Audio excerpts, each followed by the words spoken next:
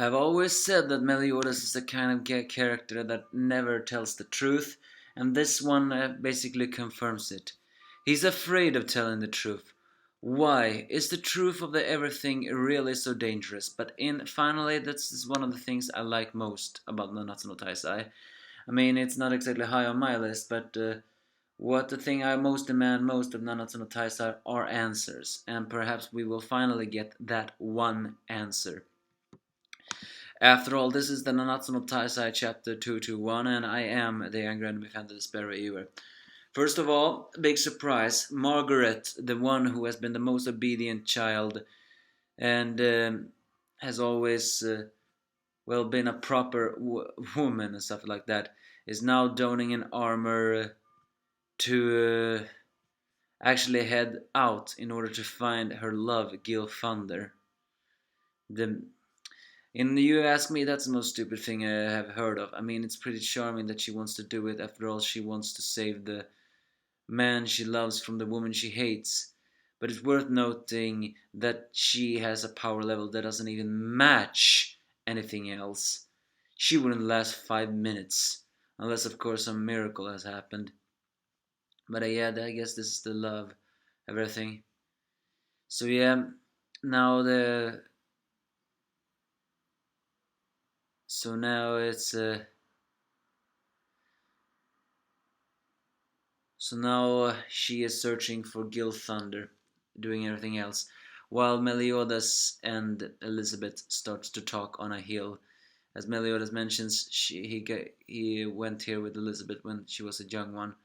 And finally, Elizabeth asks the question that has been waving on her mind for a very long time, that although she cannot remember everything about her childhood when she met Meliodas, she actually begins to wonder what is the strange connection between me and Liz and more, because she mentions that when she was born 16 years ago, it was also 16 years ago that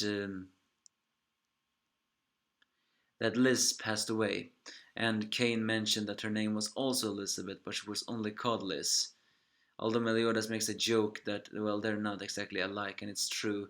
Liz was more of a tsundere, but Kane did say she could draw in people, and they had the same bang. But apparently, Elizabeth says her face and voice were identical to hers. And so, at the beginning, she just thought that was a coincidence, until she heard what Diana said about the goddess Elizabeth, her original reincarnation. Why is that there was a woman that was a goddess clan and way sexier than Elizabeth, mind you, at Meliodas' side 3,000 years ago? What is the connection about connection between her, Liz, and the goddess Elizabeth? Those were the questions she wanted to know. Is this all a coincidence, or is there something way more? Moreover, the fact that Elizabeth remembers that the demon clan herself looked at her with hatred in their eyes and said mistaken for someone else. So she begs Meliodas to say something, but of course Meliodas, being Meliodas, just fakes and says he doesn't know anything, even though Elizabeth says she trusts him more than everything. That's Meliodas' biggest flaw. He never tells the truth. Never tells the truth. He has lied everything. In a way, you could say it's a white lie, but it's not. But I think, as we have known from the flashback, the truth may be actually way harder than we think. But still, that's the one thing about Meliodas that I have never trust. He is a very great liar, and I don't know why is he so afraid of the truth. Because the truth is more horrifying, or maybe it can even bring a great despair to him. Either way, Ban and King, who has eye peeped, showed up, and they begin to talk about.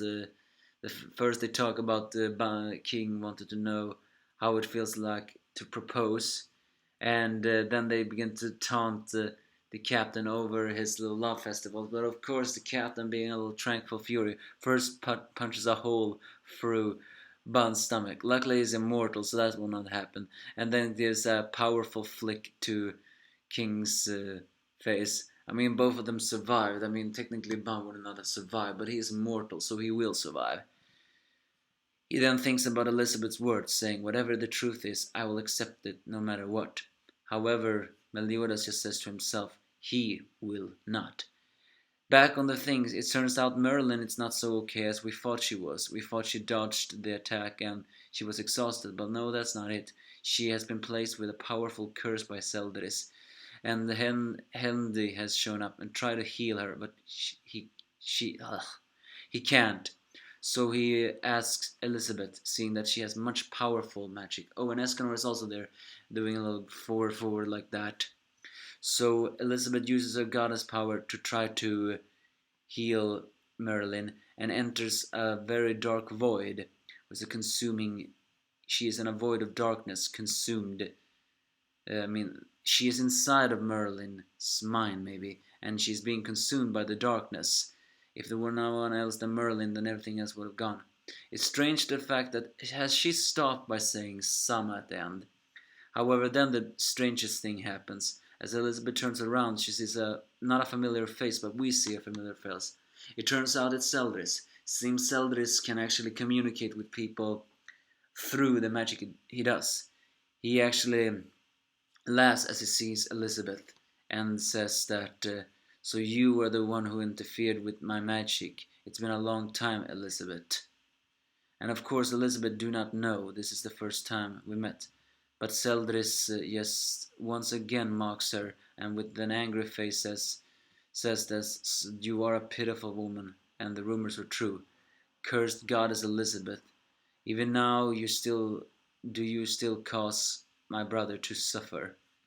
So you're telling me Elizabeth will learn the truth, not from Meliodas, but from his younger brother that looks just like him. Now that's the reason why I said Meliodas should have. It makes sense that the enemy will tell you the truth. In a way, maybe he will twist the truth, but I don't think he will. Zeldris doesn't exactly look like the kind of person that would lie, unlike Meliodas.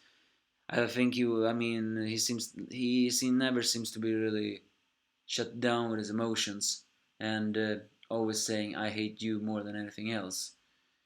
So, well, in a way though, I'm pretty strange that he is the one who's calling Elizabeth something that would cause his brother to suffer. But after all, we know that it was the goddess Elizabeth that changed Meliodas into the person we see today, or at least he's been a little bit corrupted. But how did she change a sociopathic and extremely disregard for life person like Meliodas?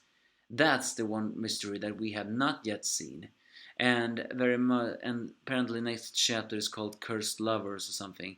Will the truth at long last be revealed? Why is it that the goddess Elizabeth and Meliodas are cursed?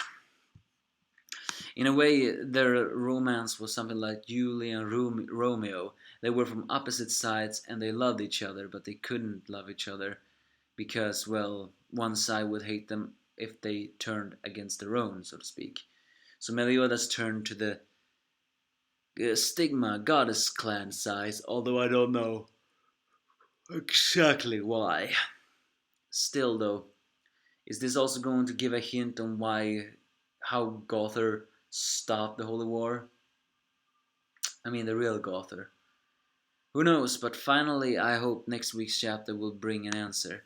Maybe at least it will bring the answer on why the Elizabeths always are reincarnated. Because while Meliodas is confirmed to be cursed by his father, seemingly to wander this earth forever until all its commandments are dead, nor can he die, but he will have his emotions consumed until he is a ruthless demon again. And Elizabeth, why does the fact that every single time an Elizabeth dies, another one is born like a reincarnation? And why is it that although they have forgotten their past, their emotion of Meliodas still lingers? Is that the truth that Meliodas is so scared to talk about, or is he scared to confront that it's not you I love, it's the one at the beginning? Who knows? But in the end, the truth will come from the enemy, not the hero. But it's also pretty strange that Zeldris says the rumors were true. So one wonders what kind of rumors are those. After all, it seems Zeldris is the only one who survived. Give me your thoughts if you have any.